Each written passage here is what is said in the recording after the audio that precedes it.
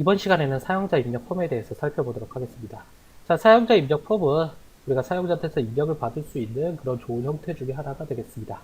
자, 사용자한테서 입력을 받을 수 있는 그런 방법은 크게 우리가 두 가지가 있습니다. 첫 번째는 클릭, 스마트폰에서는 우리가 탭이라고 불리는 그런 형태가 가장 기본적인 입력 방법이 되겠죠. 될 수 있으면 우리가 탭, 클릭으로나 모든 정보에 접근할 수 있는 게 사용자가 쓰기에 편하겠죠. 자, 두 번째로 많이 사용이 되는 거는 이제 특정한 내용을 입력을 받는 겁니다. 자, 내용을 입력을 받을 때, 그때 뭐 문장이라든지 혹은 숫자라든지 그런 것들을 입력을 받는 그런 태그를 우리는 input 태그에서 사용을 하게 되죠. 자, 이거를 사용자 입력 태그라고 불리게 되겠습니다. 자, 사용자 입력 폼의 경우에 자, 보통 이렇게 폼 태그를 통해서 이렇게 묶어주게 되고요. 그리고 나서 그 아래다가 input 태그를 이용해서 각종 입력 폼에 대한 타입을 정해주게 됩니다. 자, 타입 안에 들어가는 내용에 따라서 이 입력의 내용이 변하게 돼요. 자, 그럼 이 폼 태그만 잠깐 살펴보면, 자, 폼 태그의 속성을 통해서 이 내용을 누가 받을 것인지, 자, 액션이라는 속성을 통해서 서버에 받는 그런 위치를 지정을 하게 되고요. 메소드 태그 속성을 통해서 포스트로 보낼지 개수로 보낼지가 지정이 되게 되죠. 자, 이거는 서버 쪽에 보낼 때 내용이고요. 여기 같은 경우에는 이렇게 비워놓고 사용을 하는 경우가 많을 겁니다. 자, 하이브리드 앱에서의 특별한 입력을 받기 위해서. 자, 그럼 먼저 이제 텍스트 타입부터 살펴보도록 하죠. 자, 텍스트 타입은 기존에 있던 타입이죠. 자, 기존에 있던 타입이고요. 자, 가장 기본적인 인풋 태그의 타입이 되겠습니다. 자, 여기에서 사용하는 속성은 크게 이렇게 네 가지가 있고요. 자, 먼저 이 플레이스 홀더라는 속성에 대해서 살펴보도록 하겠습니다. 자, 플레이스 홀더라는 속성은 우리가 입력을 할 때 힌트 문자를 넣어주는 겁니다. 아이디를 입력하세요. 라고 지정을 해줬을 때, 그때 이렇게 첫 번째 부분 같은 경우에 아이디를 입력하세요. 라고 힌트 문자를 나오게 되고요. 우리가 어떤 입력을 하게 되면은 그 내용이 변하게 되죠. 자, 두 번째, 이 맥스랭스라는 거는 우리가 그 입력을 할 때 필요로 하는 그런 최대 길이를 지정을 해주는 겁니다. 제가 여기 10으로 지정을 해주게 되면 10자 이상이 들어가지 않는 것을 확인할 수가 있어요. 자, 그리고 오토포커스 속성은 자, 이렇게 여러 개의 입력 필드가 있을 때 제일 먼저 포커싱을 시켜야 되는 그런 인풋 태그에다가 잡아주시면 되겠습니다. 제가 이렇게 세 번째 입력 태그에다가 오토포커싱 속성을 잡아주게 되면 그러면 실행을 시켰을 때 세 번째 부분에 이렇게 포커싱이 자동으로 가 있는 걸 확인할 수가 있어요. 자, 네 번째로는 요 required 속성입니다. 자, required 속성은 반드시 입력을 해야 되는 그런 필드에 나타나게 되는 속성인데요. 자, 제가 required 속성을 빼고 사용을 하면 자, 그럼 제가 이 서브미트를 눌렀을 때 이 부분에 대해서 따로 입력을 하지 않아도 따로 체크가 안 되는 걸 확인을 할 수가 있는데 자, required 속성을 런 상태로 실행을 하면 자, 아무런 내용을 입력을 하지 않았을 때 이렇게 입력을 하라고 메시지와 그 다음에 빨간색 경고 표시가 켜지는 것을 확인을 하실 수가 있습니다. 지금 이거 두 번째 켜져 있는 거를 제가 조금 이따 설명을 드릴게요. 자, 그 외에도 우리가 패턴이라든지 그리고 오토컴플리트 그리고 스펠 체크, 노밸리드라는 속성들이 있는데 브라우저에 따라서 지원이 되지 않는 그런 브라우저들이 많이 있기 때문에 우리가 우선은 이 네 가지 속성을 확실하게 키고 넘어가시면 되겠습니다. 자, 그래서 이 텍스트 타입의 인풋 태그 같은 경우는 제가 다른 그런 태그들에 대한 기본 태그라고 제가 말씀을 드렸습니다. 그래서 앞으로 나오게 되는 대부분의 이 입력 태그들은 플레이스홀더, 맥스랭스, 오토포커스, 리콰이어드 속성을 다 동일하게 사용을 할 수가 있어요. 필요로 하시는 만큼 어디서든 사용을 하시면 되겠습니다. 자, 그럼 이제 두 번째 살펴볼 거는 우리가 이메일이라는 속성이 되겠습니다. 자, 이메일이라는 속성은 자, 생긴 거는 똑같아요. 동일하게. 이렇게 텍스트 필드처럼 생겼는데 여기에 이메일 타입으로 넣지 않고 입력을 하게 되면 이렇게 빨간색이 켜지는 걸 보실 수가 있습니다. 이메일 형태로 여러분들께서 입력을 하셔야지만 이렇게 빨간색이 사라지는 걸 보실 수가 있어요.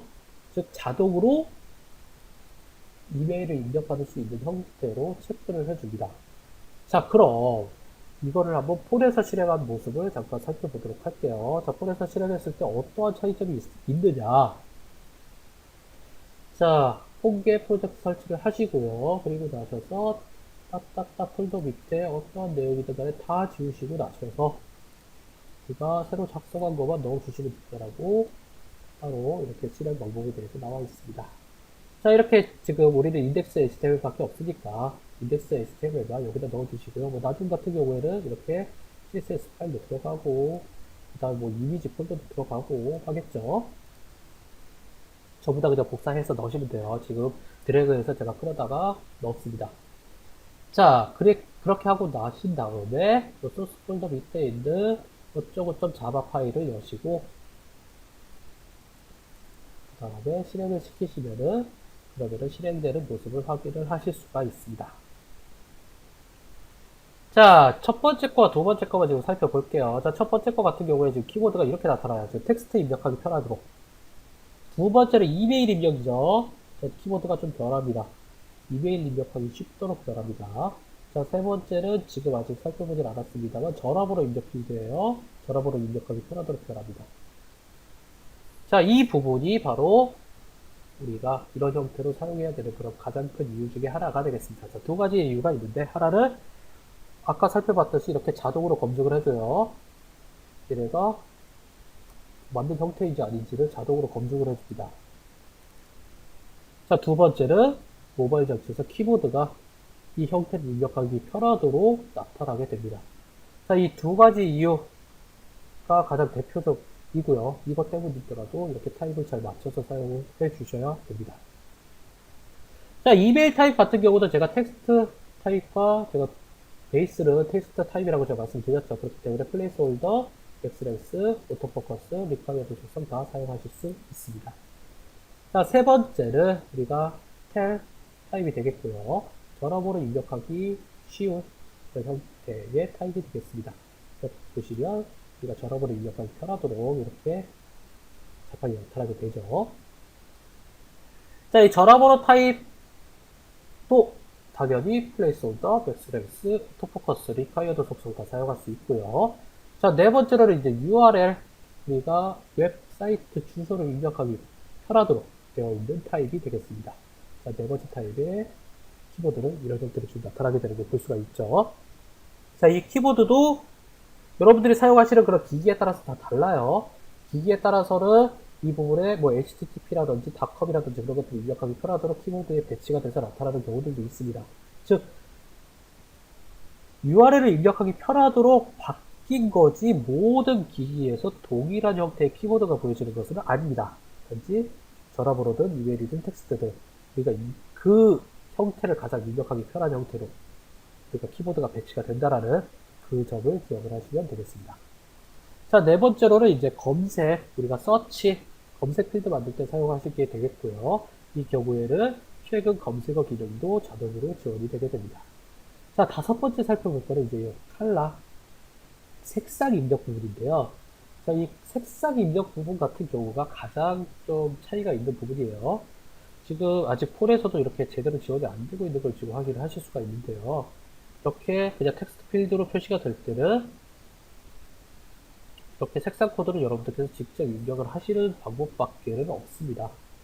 자, 직접 입력하시는 방법밖에는 없는데, 자, 크롬에서 잠깐 보도록 하죠. 자, 크롬 같은 경우는 이렇게 색상을 직접 눈으로 보고서 선택할 수 있는 색상 코드표가 자동으로 지원이 됩니다.